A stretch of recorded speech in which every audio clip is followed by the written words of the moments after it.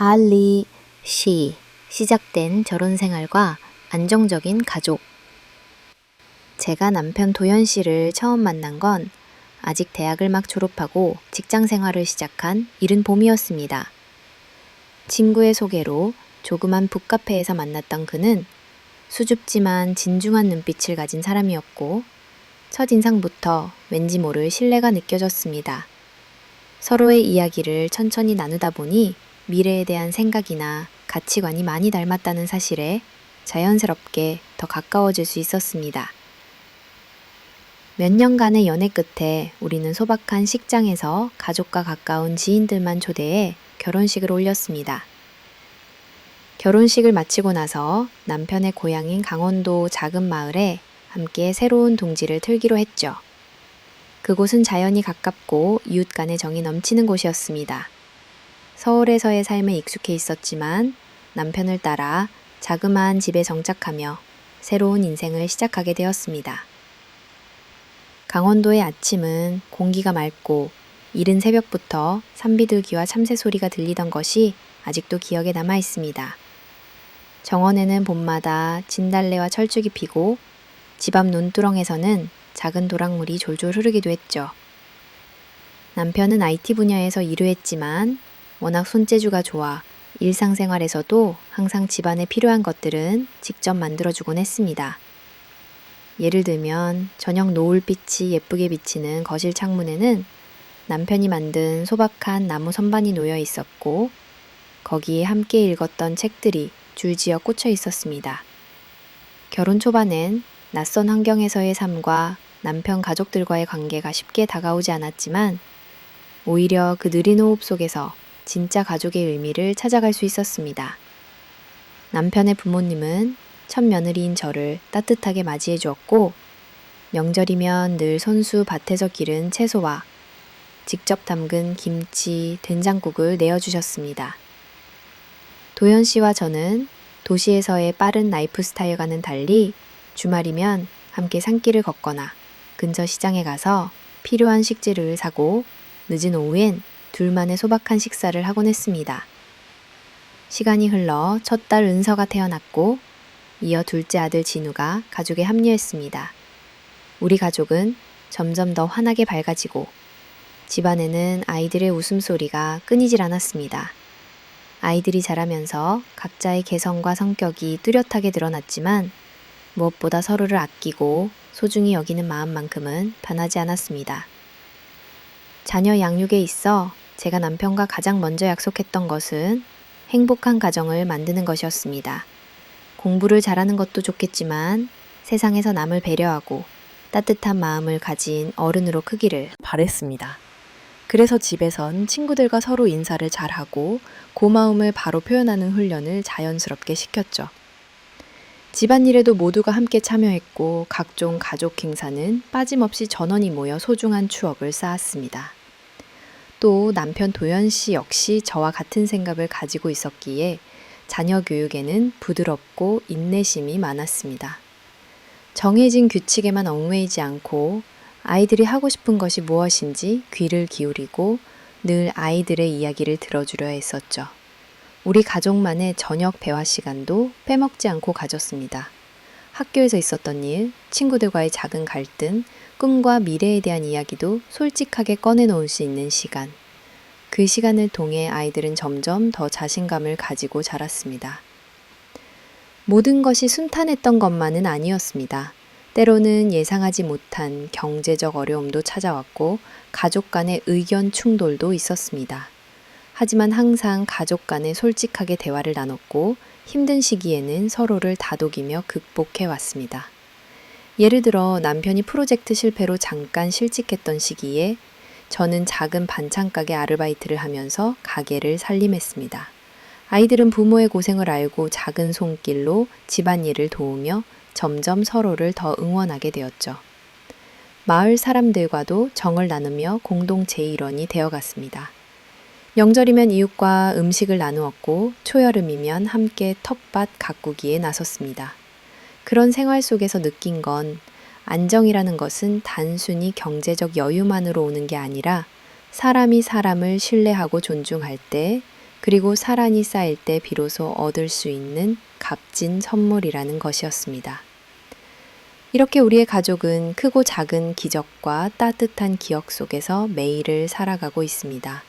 서로가 서로에게 위로와 힘이 되는 것이 얼마나 소중한지, 그리고 그렇게 쌓아온 가족의 정이야말로 평생을 지켜나가야 할 최고의 자산임을 몸소 느끼게 되었습니다. 고지했습니다. 남편과 그의 친가 짐가 조시또 남편 도연 씨는 대한민국 남동부 해안지방 제주와 가까운 소도시의 유서 깊은 집안 출신입니다. 그의 친가는 몇 대째 내려오는 전통 있는 유지 집안으로 지역사회에서 늘 중심적인 역할을 해왔고 마을 사람들에게 신뢰받는 존재로 자리 잡고 있었습니다. 도연 씨의 아버지, 즉 시아버님은 지역에서 용맹한 인품으로 잘 알려졌으며 군 장교 출신으로 은퇴 후에는 농장과 임대 사업을 직접 관리하셨습니다.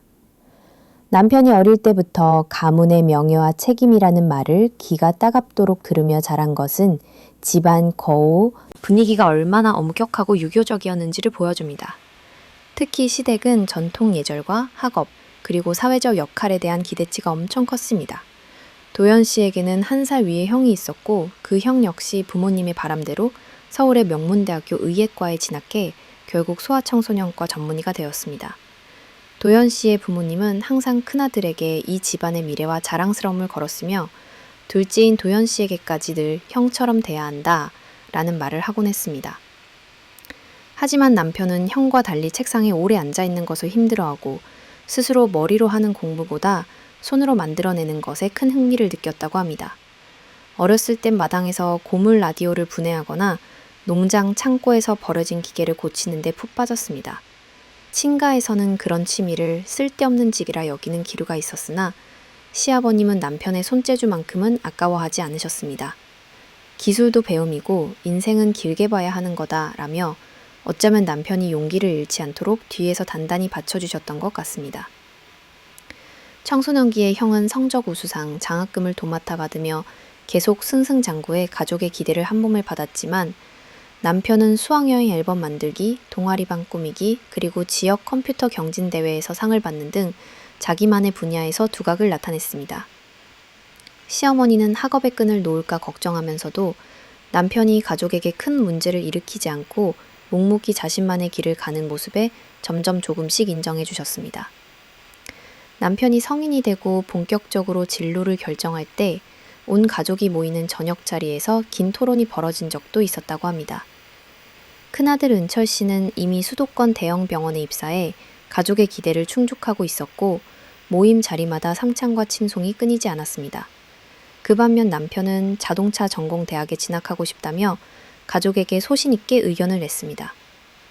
시어머니는 처음엔 크게 반대하고 왜 형처럼 공부에 의사가 될 생각은 못하느냐고 했다지만 아버님은 사람마다 인생이 다르다며 남편을 두둔해 주셨다고 설명합니다.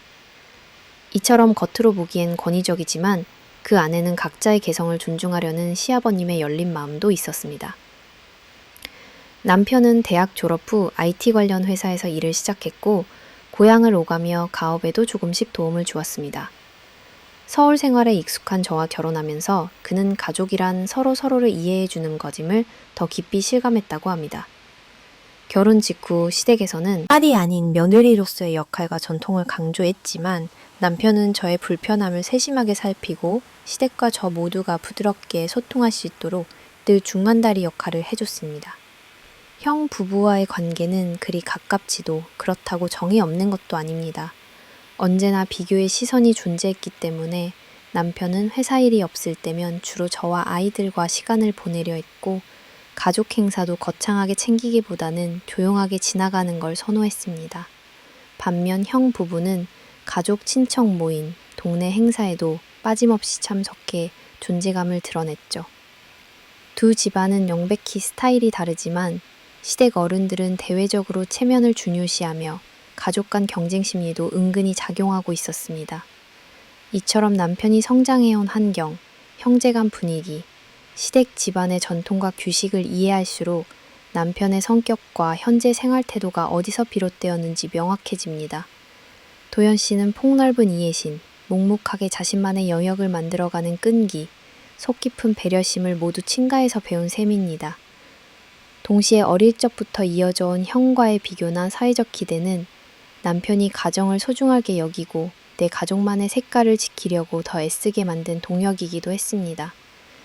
이런 백그라운드를 가진 남편이기에 저와 결혼하고 새로운 가정을 꾸리면서 전통적 관습과 현대적 가치관, 그리고 각자의 행복 사이에서 끊임없이 균형을 잡으며 살아가고 있는지도 모릅니다. 판판, 포모난 일상과 우리 가족만의 교육 철학. 결혼 초기를 지나 우리 가족은 강원도의 한적한 마을에서 평온한 나날을 보냈습니다. 남편 도연 씨는 일주일 중 사흘은 가까운 시내의 사무실에서 일했고 저는 집과 마을 일을 돌보면서 아이들을 키웠습니다. 도시 생활과 다른 느린 호흡의 시골 생활은 자녀 양육에 좋은 환경이 되어 주었죠. 아이들이 태어나면서 가족은 한층 더 활기를 띠었습니다. 첫째 은서는 어릴 적부터 말이 많고 밝았으며 늘 손에 조그만 색연필과 종이를 들고 다녔습니다. 둘째 진우는 내성적이지만 집중력이 좋고 차분한 성격이었습니다. 남편과 저는 아이마다 재능과 기질은 다르다라는 것을 일찍 깨달았기 때문에 누가 더 잘한다, 누가 더 합리적이라는 식의 비교는 애초에 하지 않았습니다. 우리는 아이들에게 화목한 집과 따뜻한 대화, 자유로운 도전을 선물해주고 싶었습니다. 그래서 가정에서는 늘 아이 스스로 생각하고 직접 시도해볼 수 있도록 기다려 주었습니다. 예를 들어 은서가 친구와 아주 작은 갈등이 생겼을 때 무작정 개입하지 않고 자연스럽게 감정을 표현하고 대화로 문제를 풀도록 지켜봤습니다. 남편 역시 회사 일을 짬짬이 비워 아이들과 산책을 하거나 자신이 어릴 적 즐겨하던 라디오 조립을 같이 하면서 직접 배우며 느낄 수 있는 기회를 만들었습니다. 특히 우리 부부는 행복한 아이가 되는 것이 가장 중요하다는 철학을 공유했습니다. 성적, 입시, 남과의 경쟁보다 스스로 자신의 소질을 깨달을 수 있게 이끌어주는 것이 진짜 교육이라고 여겼습니다. 그래서 아이가 시험에서 기대 이하의 성적을 받았을 때에도 꾸중을 하거나 밤늦게까지 공부를 강요하기보다는 무엇이 어렵게 느껴졌는지, 다음엔 어떤 방법으로 접근하면 좋을지 함께 생각했습니다. 우리 집에는 저녁 가족 대화라는 작은 전통이 있습니다. 평일이든 주말이든 온 가족이 모두 모여 간단한 저녁 식사를 하면서 그날 있었던 일, 학교에서 겪은 즐거움과 고민, 혹은 서로의 꿈에 대해도 자유롭게 얘기하는 시간입니다. 그 자리에서는 성공이나 실패는 중요한 게 아니었습니다. 오히려 서로의 감정과 경험 자체를 나누는 것이 삶의 의미라고 믿었습니다. 아이들이 자라면서 각각의 재능과 관심사가 자연스레 드러났고 우리는 그것에 최대한 존중해 주었습니다. 은서는 초등학교 시절부터 플로리스트에 빠졌고 주말이면 마을의 작은 꽃집에서 봉사를 하며 꽃꽂이를 배웠습니다. 진우는 자전거와 기계에 관심이 많아 집안의 고장난 물건을 뜯어보고 고치기 시작했습니다. 처음엔 주변에서 공부에 더 신경 써야 한다는 조언이 많았지만 남편과 저는 우리 아이가 좋아하고 잘하는 일을 할 때 가장 크게 성장한다는 걸 믿었습니다. 그렇다고 자녀 교육이 늘 순탄한 것은 아니었습니다. 중학교에 진학한 후 은서는 일시적으로 친구 관계에 어려움을 겪었고 진우는 수학이 힘겹다고 호소한 적도 있었습니다. 그럴 때마다 가족은 함께 산책도 하고 서로를 다독이며 포기하지 않는 힘을 길러주려 노력했습니다. 때로는 조용히 옆에서 지켜봐 주었고 때로는 단둘이 대화를 나누며 마음을 열도록 기다리기도 했죠. 남편과 저는 아이들이 실패를 두려워하거나 주눅들지 않도록 환경을 꾸몄습니다. 작은 성취를 함께 축하하고 실패의 경험도 숨기지 않고 오히려 공유하는 분위기가 가족을 더욱 단단하게 만들었습니다. 우리 가족이 좋아하는 주말 문화생활, 예를 들어 마을 축제에 함께 참여하거나 도서관에 가서 책을 읽고 감상을 나누는 시간, 또는 가끔은 집 근처 산에 올라 작은 도시락을 센다 나누는 것도 평범하지만 행복한 추억이 되었습니다.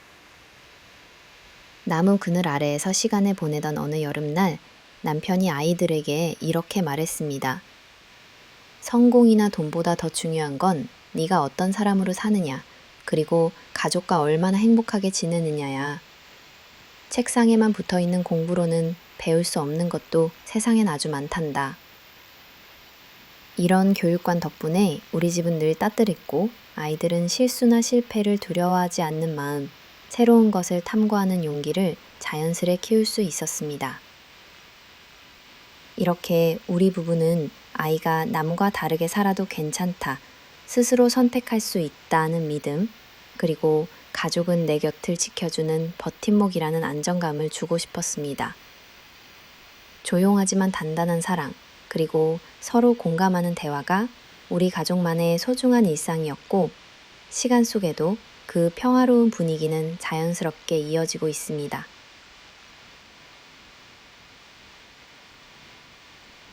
주변 가족의 시선과 비교의 압박.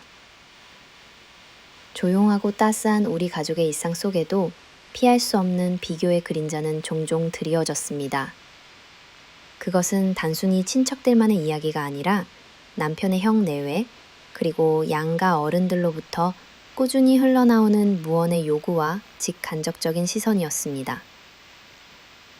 남편의 형님 은철 씨는 지역사회뿐 아니라 친척들 사이에서도 명문대 졸업, 대형 병원 전문의라는 타이틀로 항상 중심에 있었습니다.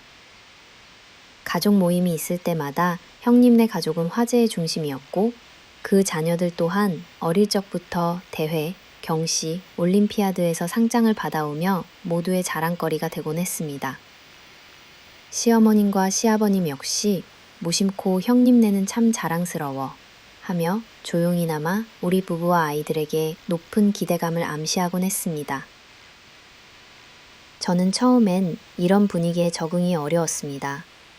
아이들을 키우며 한편으로는 진심으로 서로를 아끼고 싶었지만 가족 모임이 가까워질 때면 자연스레 은서와 진우까지도 은근한 비교의 대상이 되고 말았습니다. 가령 설날이나 추석 명절처럼 온 가족이 모이는 날이면 조카들의 입시 성적이나 최근 수상 소식부터 화제가 됐습니다. 그 과정에서 형님 내외는 회심의 미소로 요즘엔 누구나 대학 가서 어느 학교냐가 정말 중요한 시대, 나거나 애들 진로를 미리 정해야 부모도 걱정이 덜하지 않나는 말을 은근히 흘리곤 했습니다. 어쩌다 한 번씩 둘째 자리에 우리 아이 소식이 나오면 격려보다는 그래도 공부 좀 더 신경 써야지, 그렇지 않으면 나중에 힘들어, 나는 당부가 뒤따랐고, 시부모님도 우리 집안 아이들은 다 성실하고 똑똑해야 해 라며 덧붙이셨죠. 이런 대화 속에서 저는 우리 아이들의 고유한 장점과 노력마저 빛이 바랜 듯 느껴질 때가 많았습니다. 샹님 내외는 가족 행사 때만이 아니라 일상적인 연락도 활발했습니다. 아이들 시험 결과나 입시 준비, 방학 중 활동 스케줄까지 세세하게 공유하는 반면 우리의 평온한 소식, 예를 들어 은서가 동네 플로리스트 대회에 나가 상을 받았다는 이야기나 진우가 직접 고친 자전거로 친구들과 소소한 봉사를 다녔다는 얘기는 스쳐 지나가듯 가볍게 넘어갔습니다. 저는 이런 분위기 속에서 아이들이 상처받지 않도록 조심스러웠습니다. 어느 날 은서는 내게 말했습니다. 남편 역시 비교라는 그늘에서 자유롭지 못했습니다. 명절이 가까워 올수록 무거워진 표정으로 또 형네 가족 자랑만 실컷 듣다 오겠지 라며 한숨을 쉬거나 우리도 아이들한테 공부하라는 말 한 번쯤 세게 해봐야 하는 거 아닐까 라고 자조 섞인 농담을 하기도 했습니다. 그럴 때마다 저는 우린 우리의 길을 걷기로 약속했잖아 라고 남편을 다독였습니다. 그렇지만 그러한 비교의 에너지는 곧 오기가 되고 우리 가족만의 색깔을 더욱 소중히 여기는 원동력도 되었습니다. 우리는 누군가의 기준에 맞추기보다는 우리 가족만의 가치를 지키기로, 그리고 아이들도 남의 시선을 너무 의식하지 않고 자신을 사랑할 수 있도록 키우기로 다짐했습니다. 그래서 중요한 결정이 필요할 때면 우리 가족은 꼭 둥근 식탁에 둘러앉아 대화를 나눴습니다. 누가 뭐라고 하든 각자의 선택이 소중하며 진심만은 존중받아야 한다는 원칙을 재확인하곤 했습니다. 시간이 흐르자 아이들 역시 자신만의 속도로 성장하며 자신감을 얻기 시작했습니다. 주변의 평가에서 잠깐 흔들릴 수는 있어도 결국은 스스로의 내면을 단단히 지켜나갈 수 있었습니다.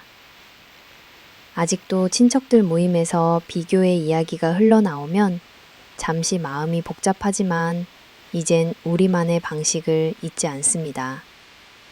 다야니, 점니 자야니, 여름 휴가와 비교의 순간. 올해 여름은 평소보다 유난히 더웠습니다. 긴 장마가 끝나고 본격적인 휴가철이 다가오자 시댁에서는 어김없이 형님네 가족과 우리 가족이 함께 모이는 자리를 계획하셨습니다. 어머니는 가족이 한 해에 한 번은 모두 함께 식사라도 했으면 좋겠다는 바람이 크셨고, 그렇게 자연스럽게 여름 휴가 모임이 잡히곤 했습니다. 올해도 다르지 않았습니다. 형님 내외와 조카들까지 모두 한자리에 모였고 차림이 풍성하게 차려졌습니다. 오랜만에 모두 모였으니 즐겁게 보내고 싶었지만 식사 자리의 분위기는 곧 익숙한 주제로 넘어가게 되었습니다. 동서는 이번 여름휴가 어디가? 형님은 항상 그렇듯 먼저 대화를 이끌었습니다. 저는 미소로 답했습니다. 올해는 집 주변에서 아이들과 함께 보내려고 해요. 진우가 자전거 대회를 준비하고 있어서요. 은서도 플로리스트 학원에 빠져 있기도 하고요. 형님은 살짝 고개를 끄덕이며 곧바로 말을 이었습니다. 그래도 여름에는 가족여행 한번 가줘야 피서 분위기가 나지 않겠어? 우리 집은 해외로 나가기로 했어. 남편도 올해는 시간을 냈거든. 워낙 바빠서 해외여행은 1년에 한 번이라 기회 잡기 참 힘들지. 형님은 아이들의 해외 견문, 현지 체험, 박물관 관람, 어학연수 이야기까지 꺼냈고 대화는 자연스레 형님네의 남다른 계획과 성취로 이어졌습니다. 시아버님은 자연스럽게 흐뭇한 표정을 지으셨고 시어머님은 요즘 애들은 어릴 때부터 세계를 봐야 한다니까? 라고 거들기도 했습니다. 사실 우리 가족 역시 함께 산에 가거나 시골 마을 축제에 참여하거나 도서관 나들이든 조촐하지만 소중한 시간을 보내곤 했습니다. 하지만 휴가 얘기만 나오면 어디론가 잘하는 것과 부족한 것이 눈에 보이지 않게 비교선이 생기는 듯 했습니다. 형님은 대화 중간중간 저희 부부에게 동서는 좋겠다. 집에서 일도 없고 아이들하고 늘 여유롭게 지내고 우리는 애들 아빠가 바빠서 얼굴 한번 보기 힘들다니까. 그래도 우리 남편이 똑똑하니까 이렇게 애들한테 좋은 기회 주는 거지. 라는 식으로 말을 덧붙였습니다. 그 말에는 묘한 뉘앙스의 우위의식과 가족의 조건을 자랑하는 내면이 묻어났습니다. 순간적으로 마음이 불편했지만 남편과 눈빛을 나누며 애써 웃었습니다. 사실 우리 가족의 휴가는 크지 않은 여행지에서도 서로에게 집중할 수 있는 소박한 소통의 시간이었습니다. 남편은 그래도 우리 가족은 휴가 기간에 아이들과 더 많은 대화도 하고 캠핑하면서 서로 마음을 나누는 게 더 소중한 것 같다고 차분하게 답했습니다. 형님은 또다시 말을 이어갔습니다. 무슨 소리야 동서. 큰 물에서 놀아야 나중에 애들도 더 훌륭해지지. 사실 우리 애들이 이번 여름에 국제 영어 캠프도 가거든. 거기서 친구들 많이 사귀라고 진우랑 은서도 그런 기회 자주 만들어주면 좋지 않겠어? 동서도 좀 알아봐. 세상 많이 변했다니까? 갑자기 조카가 이모, 저 이번에 캠프 가서 외국 친구도 사귄다? 근데 진우랑 은서는 해외 잘 안 가잖아요. 라고 순수하게 묻는 바람에 모두의 시선이 잠깐 나에게 쏠리기도 했습니다. 아이들도 남편도 어쩔 수 없이 순간 움츠러든 듯한 분위기. 저는 아이의 말을 가볍게 넘기듯 웃으며 그래도 진우랑 은서는 우리 동네에서 여러 경험도 하고 아카데미 봉사도 하잖아. 누구나 자기만의 방식으로 특별한 추억을 만들 수 있는 거야. 라고 담담히 말하고 넘어갔습니다. 그날 밤 집으로 돌아오는 길에 은서가 조용히 묻더군요. 엄마, 우린 왜 맨날 비교만 당하지? 나도 어디 멋진 데 가고 싶지만 엄마랑 이렇게 산책하며 얘기하는 것도 좋아. 그 순간 아이의 시선에서 진짜 휴가의 의미를 알 수 있었습니다. 남편도 운전대 너머로 조용히 웃으며 아이에게 말을 건넸습니다. 은서야, 중요한 건 어디를 가느냐가 아니라 누구와 어떤 마음으로 시간을 보내냐란다. 너희가 행복하면 그게 우리 가족만의 가장 멋진 여행인 거지. 이번 여름 휴가도 크고 화려하진 않아도 서로의 소소한 하루와 따뜻한 대화, 정성껏 준비한 점심 도시락 덕분에 우리만의 특별함을 느낄 수 있었습니다. 비록 시댁에서는 늘 비교와 크고 작은 자랑이 반복되었지만 우리 가족은 비교 속에서도 흔들리지 않고 각자 자리에서 행복을 찾으려 노력했습니다. 이러한 경험이 반복될수록 나는 아이들에게 더 큰 세상을 보여주는 것 못지않게 가족이 서로를 존중하고 평범한 일상에서 진짜 소중함을 느끼게 해주는 것이 무엇보다 중요하다고 믿게 되었습니다. 우리 가족만의 조용한 여행, 서로를 향한 따뜻한 시선이야말로 최고의 여름 휴가라는 믿음을 다시 한번 새길 수 있었습니다. 자녀의 학업 문제와 진로 고민. 우리 가족의 자녀 교육에서 가장 도드라지는 점은 각 아이의 다름을 존중하는 자세였습니다. 은서는 초등학교 때부터 꽃과 자연에 관심이 많아 방과 후에는 마을 꽃집에서 봉사하며 다양한 꽃꽂이 수업을 체험했습니다. 진우는 어릴 적부터 자전거와 기계 조립에 관심이 깊어서 집에 고장난 도구나 장난감, 작은 전자제품을 직접 분해하고 고치며 시간을 보내곤 했습니다. 이 두 아이의 취미와 관심사는 어른들의 눈에는 다소 특이하게 보일 때가 많았습니다. 특히 남편의 형님 내외와 시어머니, 시아버지는 요즘 세상은 공부가 최고라거나 좋은 대학 가야 미래가 열린다고 말하셨죠. 명절이나 가족 모임이 있을 때마다 은서와 집 이겼는지 졌는지가 빠지지 않았습니다.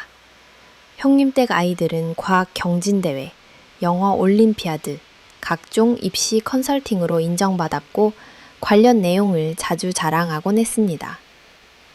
이에 비해 우리 애들의 소식, 꽃꽂이 봉사활동이나 자전거 동호회, 동네 행사 참여 경험은 대화의 중심이 되지 못했습니다. 가끔씩 형님은 동서는 애들 진로 좀 더 신경 써야 하지 않아? 요즘 애들은 일찍부터 계획이 있어야 진짜 경쟁력을 키운대. 라며 조언 아닌 조언도 잊지 않으셨습니다. 남편 역시 부모님으로부터 늘 형을 본받아라. 큰 꿈을 가지려면 공부에 더 집중해야 한다는 부담을 받아왔지만 저희 부부는 아이들에게 남과 다르게 살아도 된다. 며 아이 스스로의 열정과 흥미에 귀 기울이려 최선을 다했습니다. 아이가 고민을 털어놓을 때면 편을 들어주는 대신 왜 그게 재미있는지, 그걸 하면서 어떤 감정이 들었는지 이야기를 깊이 들어주었죠. 학업 면에서는 완벽하지 않았지만 각 아이의 노력이 있으면 칭찬과 격려를 아끼지 않았습니다. 은서가 중학교에 올라가며 시험에 스트레스를 받는 시기가 있었던 반면 진우는 수학이나 영어나 때때로 포기하고 싶다고 토로하기도 했습니다. 그럴 때마다 실패해도 괜찮다. 잘 못해도 자기가 좋아하는 걸 끝까지 시도하면 된다고 말하며 부모로서 아이의 노력을 긍정해 주었습니다. 진로 고민도 적지 않았습니다. 학교에서는 일찍이 진학 상담이 시작됐고 담임 선생님, 친척 어른들은 좋은 대학, 안정적인 직업이라는 관점을 쉽게 버리지 못했습니다. 하지만 은서와 진우는 각각 누군가를 기쁘게 하는 일, 내 손으로 뭔가를 만들어내는 일에 행복을 느꼈고 그 마음은 남과 다르더라도 존중받아야 한다고 생각했습니다. 은서는 고등학교 진학을 앞두고 플로리스트를 진지하게 고민했습니다. 친구들 대다수는 의대나 공대를 준비하는 분위기였지만 은서는 꽃집 사장님과 상담하며 봉사활동 경험을 바탕으로 플라워 아트 학원도 찾아다녔습니다. 저는 딸이 자신의 꿈을 이렇게 구체적으로 찾아가며 노력하는 모습에 자랑스러움을 느꼈습니다. 진우의 경우에도 자신만의 길을 걸어가려 했죠. 도서관에서 직접 가정용 자전거 고장 진단 가이드북을 찾아 공부하기도 했고 때론 아버지와 함께 작은 중고장터에 가서 부품을 들여다보며 기계를 어떻게 조립해야 하는지 토론하며 시간을 보냈습니다. 남편은 진우에게 실패는 당연한 과정이고 학교 성적보다 더 중요한 게 덕이 좋은 세상에는 많다고 항상 다독여 주었습니다. 이처럼 우리 가족은 다정에서의 인정이 곧 아이들의 성장 에너지임을 믿었습니다.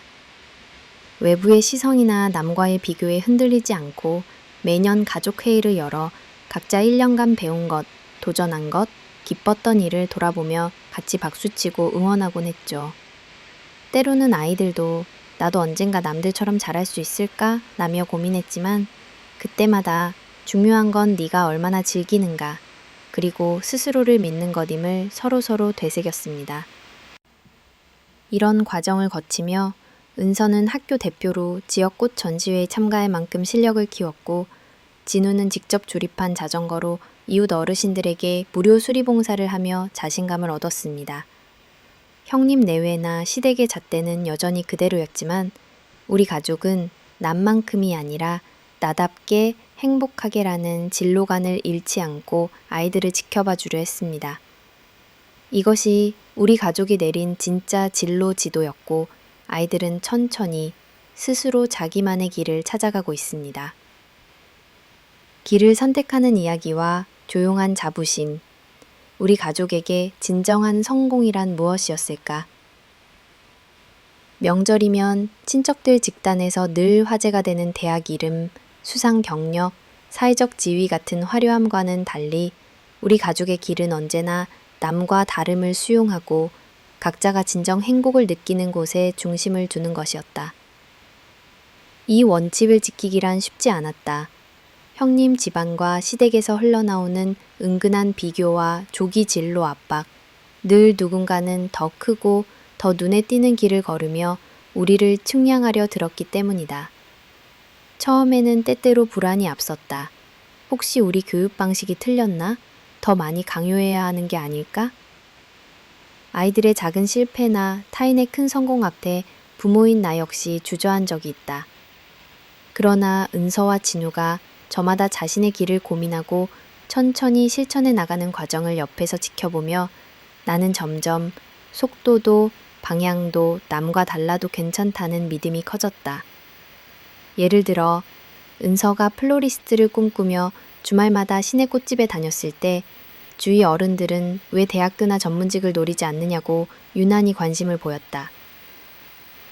진우가 직접 조립한 자전거로 동네 어르신께 봉사를 갔을 때도 형님은 취미로만 남을 텐데 공부에 더 신경 써라는 말을 빠뜨리지 않았다.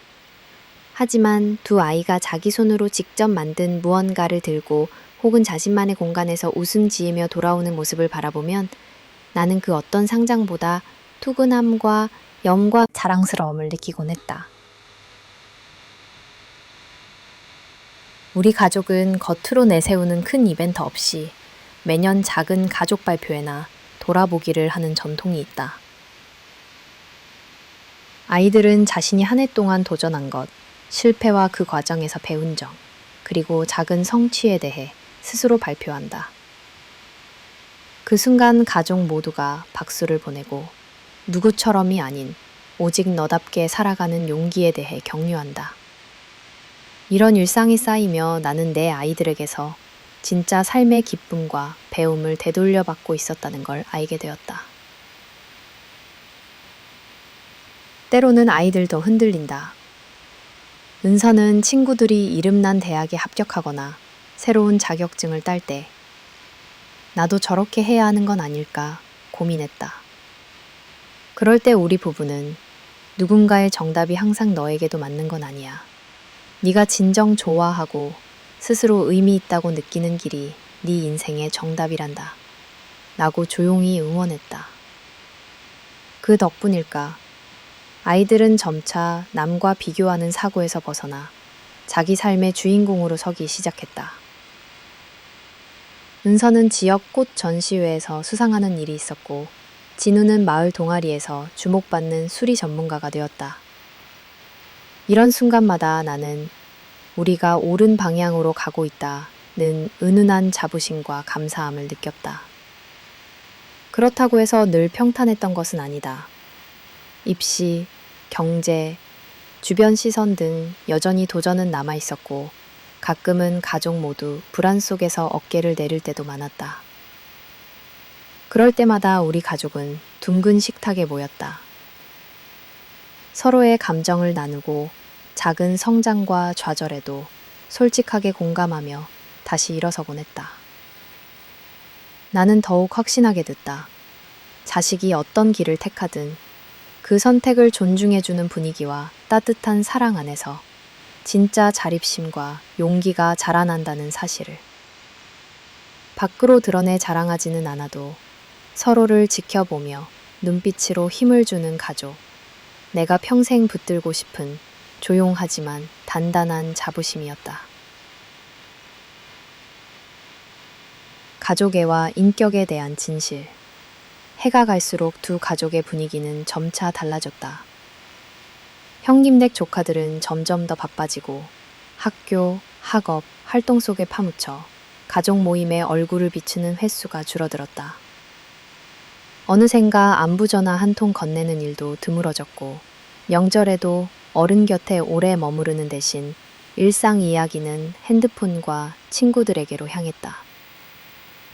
반면 우리 집 아이들은 시간이 날 때마다 할머니, 할아버지께 안부 인사를 드리고 작은 선물도 잊지 않았다.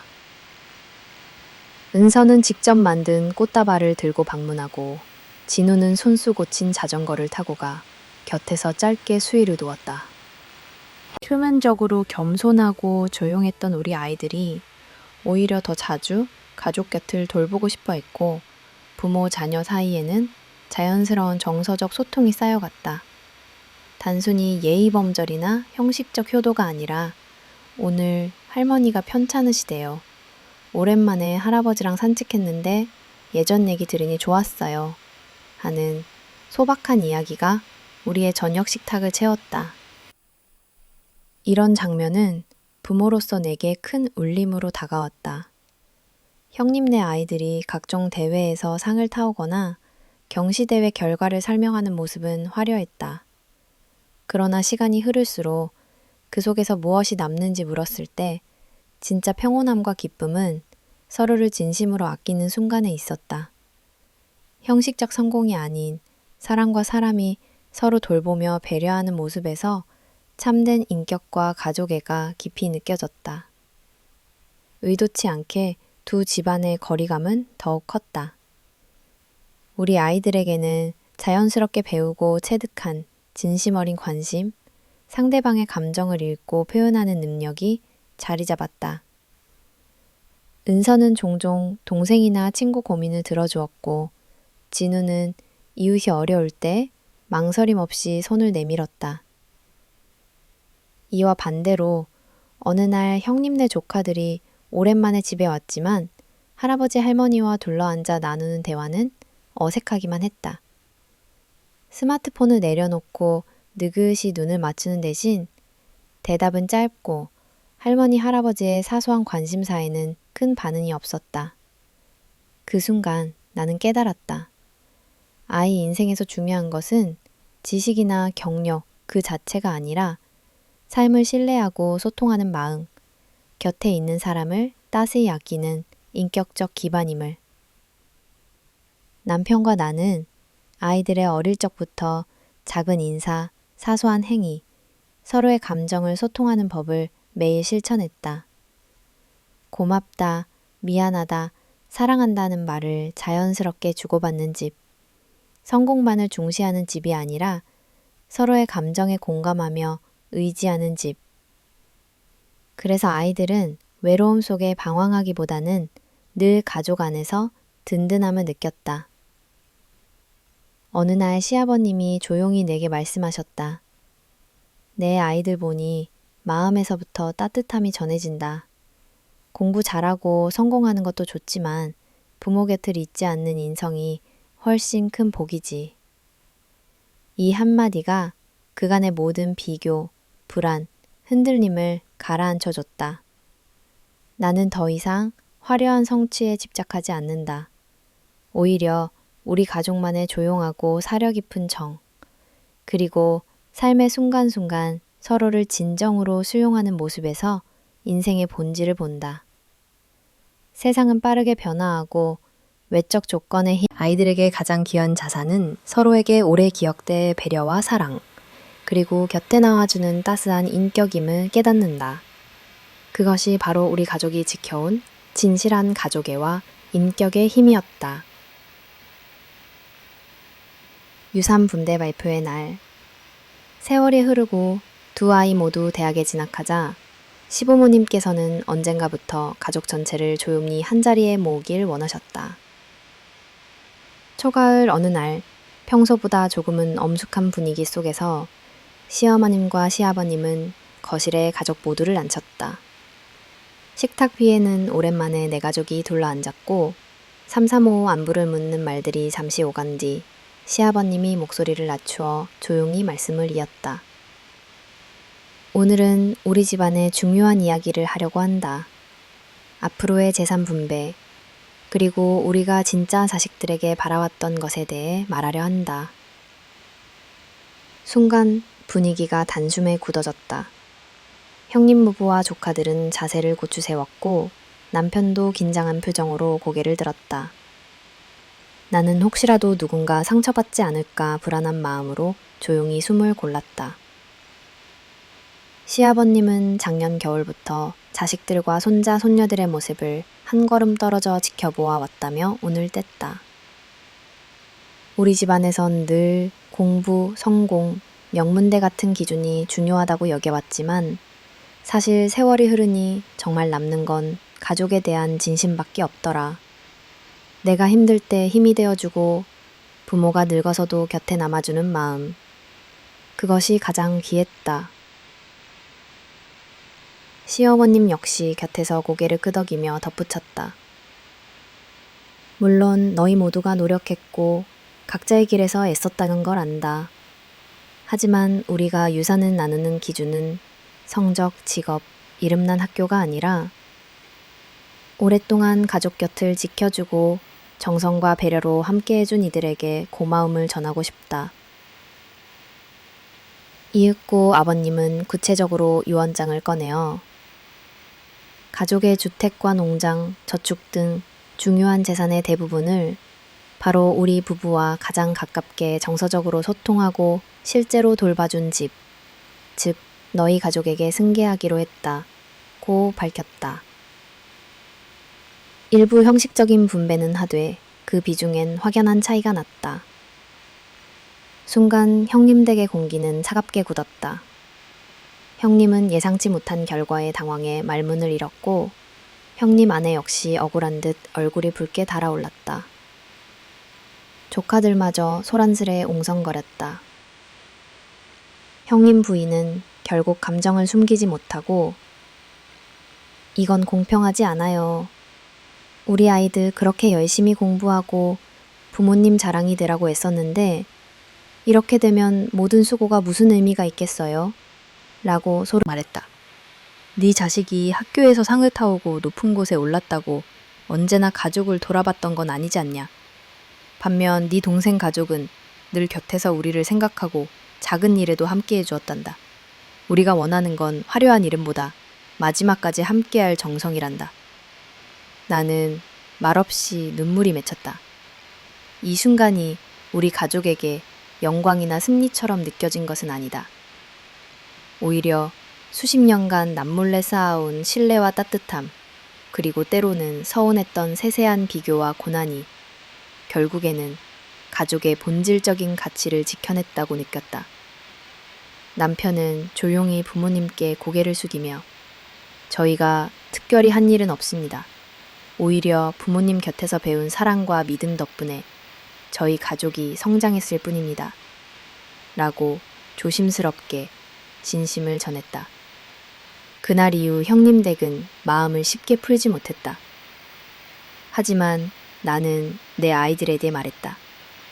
조금 더디더라도 언제나 곁에 머물러주는 것, 누군가를 진심으로 돌봐주는 것이 세상에서 가장 큰 자산이 될 수도 있단다. 두 아이는 고개를 끄덕였고 남편은 조용히 내 손을 꼭 잡아주었다. 그날 저녁 집으로 돌아온 우리 가족은 평소와 다름없이 둥근 식탁에 둘러앉아 서로의 하루를 나누었다. 그 평온함 속에서 가족이란 무엇인가, 끝까지 곁에 남는 힘은 무엇인가를 다시 한번 곱씹었다. 유산 분배의 결정은 단순한 상속, 그 이상의 의미였다. 비교와 경쟁, 겉모습을 넘어 정성과 사랑, 인격이 남는다는 것, 그리고 그 진심이 결국엔 가장 단단한 울타리가 된다는 것. 이 소중한 진실이 우리 가족 모두의 가슴에 깊이 새겨지는 순간이었다. 남편, 형 가족의 충격과 반응, 유산 분배 발표 이후 우리 가족뿐 아니라 남편의 형님 댁에도 커다란 변화의 파도가 몰아쳤다. 예상치 못한 결과에 형님과 형수님, 그리고 그들의 자녀들 모두 꽤 오랜 시간 당혹감과 울분에 휩싸였다.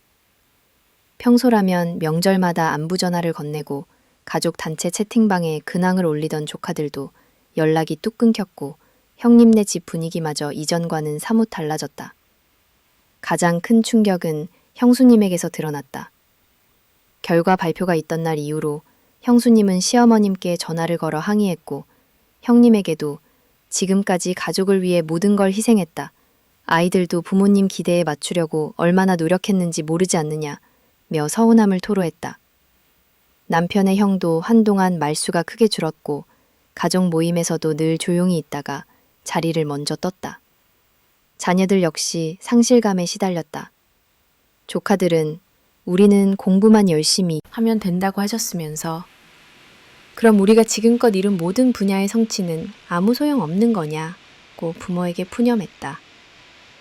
특히 장남은 중요한 시기라 더욱 예민해졌고 대화가 필요하다는 형수님의 설득에도 문을 닫고 방에 틀어박히는 날이 점점 늘었다. 형님네 집에선 내일 저녁 긴 대화가 이어졌다고 했다.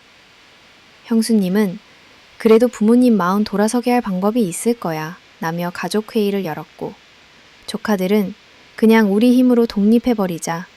가족이라는 게 결국 이렇게 허무한 거라면 더 기대하지 말자고 감정적으로 반응했다.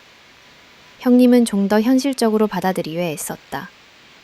한참 후 남편에게 전화를 걸어 조심스럽게 묻기도 했다.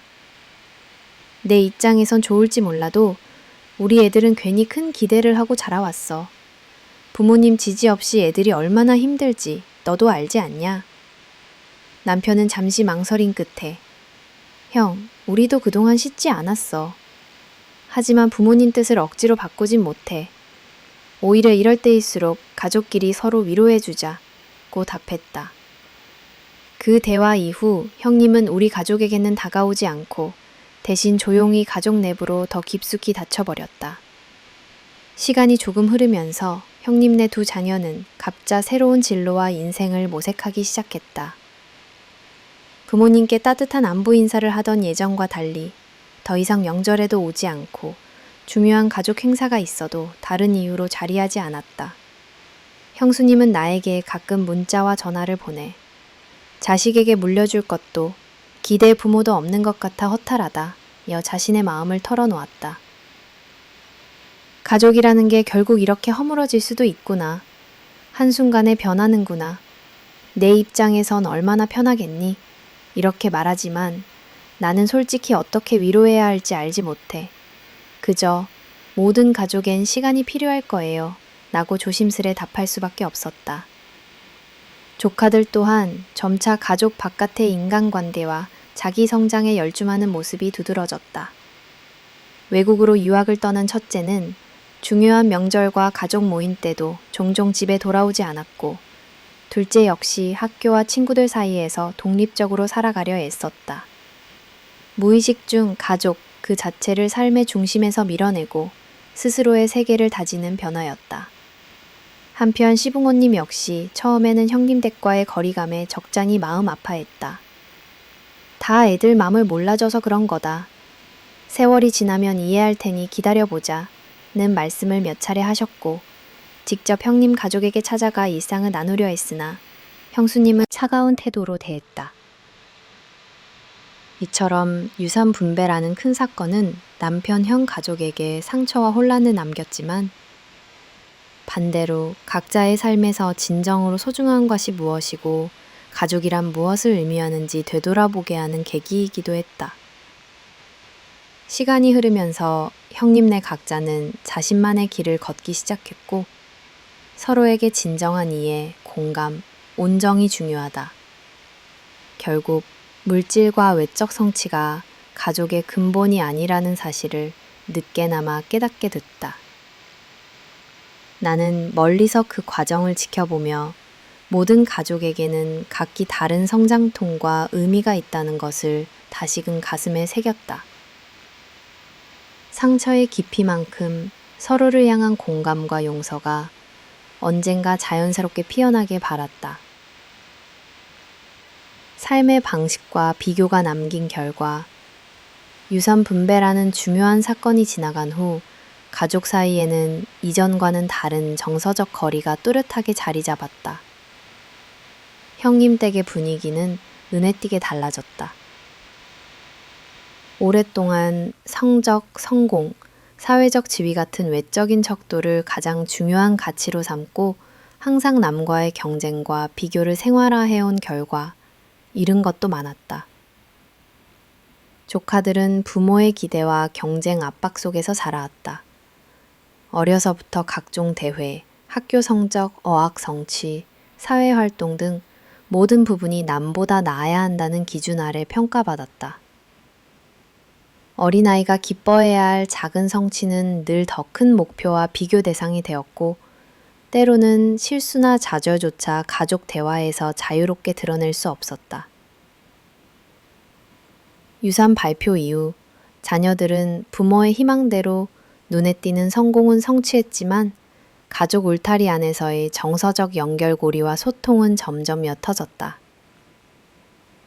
중요한 결정을 할 때 가족의 응원이 아니라 성적, 실적 중심의 피드백이 반복되면서 부모 자식 간 깊은 신뢰나 공감대도 절로 약해졌다.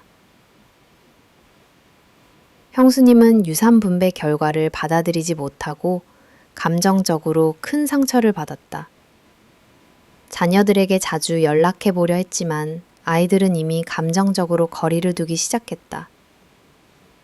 명절이나 기념일에도 모임을 피하거나 간단한 연락만을 주고받으며 이전과 같은 활기찬 가족 집합은 어느새 사라졌다. 가족의 언젠가의 가까움은 오히려 늘 비교와 부담이라는 그늘을 남겼다. 형님 본인도 결국엔 물질, 명예 또는 사회적 가치만으로는 가족의 결속이나 관계의 온기를 오래 지킬 수 없다는 걸 뼈저리게 느끼게 되었다. 반대로 우리 가족의 경우 남의 기준에 휩쓸리지 않고 각자만의 길을 존중한 삶의 흔적이 남았다. 실패도 숨기지 않았고 성취에 대한 크고 작은 기쁨을 모두 함께 나누는 문화가 자연스럽게 굳어졌다. 명절이면 소박하지만 서로를 진심으로 반기는 온기가 집안을 채웠고, 아이들이 성장해 각자의 길을 고민하게 되었을 때에도 자기 결정에 대한 두려움이나 불안 대신 가족이라는 든든한 버팀목을 옆에 둔 안정감을 누렸다.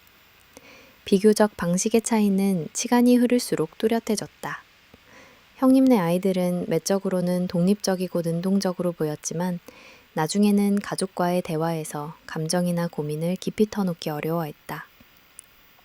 실제로 유학이나 직장 생활 등으로 자립하게 된 뒤에는 힘든 순간에 부모나 형제에게 먼저 손을 내밀지 못하고 각자의 세계에 더 깊이 잠기곤 했다.